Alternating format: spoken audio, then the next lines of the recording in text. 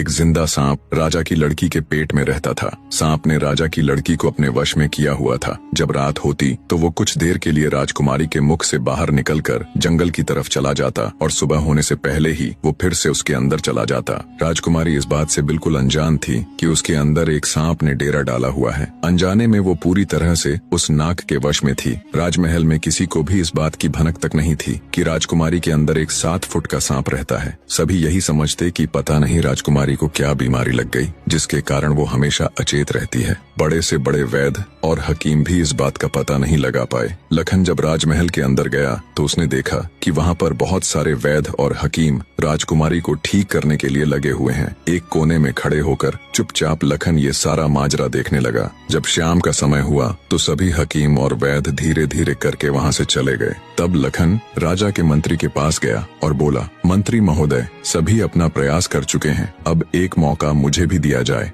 लखन की बात सुन मंत्री उसे अपने साथ ले राजा के पास जाता है और लखन का प्रस्ताव राजा के सामने रखता है। बेचारा हर तरफ से निराश हो चुका राजा एक बार अनमने ढंग से लखन की तरफ देखता है, फिर दुखी मन से कहता है, बताओ तुम मेरी बेटी का इलाज किस प्रकार करोगे। लखन राजा को प्रणाम कर बोला, महाराज, मुझे एक रात अपनी बेटी के साथ ठहरने की इजाजत दीजिए, तभी मैं किसी नतीजे पर पहुंच सकूंगा। एक बात और महाराज, मैं बिल्कुल एकांत में राजकुमारी के साथ रहना चाहता हूँ, तभी मैं अच्छे से ध्यान लगाकर राजकुमारी जी की बीमारी का पता लगा पाऊंगा। लखन की आत्मविश्वास भरी बातों से राजा के मन में हल्की सी उम्मीद जागी। उसने लखन को रात में राजकुमारी के साथ एकांत में रुकने की इजाजत दे दी। राजा की इजाजत मिलते ही लखन राजकुमारी के कक्ष में गया और उससे कुछ दूर एकदम चुपचाप बैठकर उसे देखने लगा। जैसे ही रात के 12 बजे का समय हुआ तो अचेत अवस्था में पड़ी हुई राजकुमारी के मुंह से सांप बाहर निकला और महल के परिसर से होता हुआ जंगल की ओर चला गया। ये सब देख लखन दंग रह गया। वो बिना कुछ हरकत किए चुपचाप वहीं बैठा रहा। जब रात का आखिरी पहर खत्म होने को आया तब वो सांप वापस लौटा और राजकुमारी चंद्रकला के मुख से होता हुआ पूरा उसके अंदर समा गया।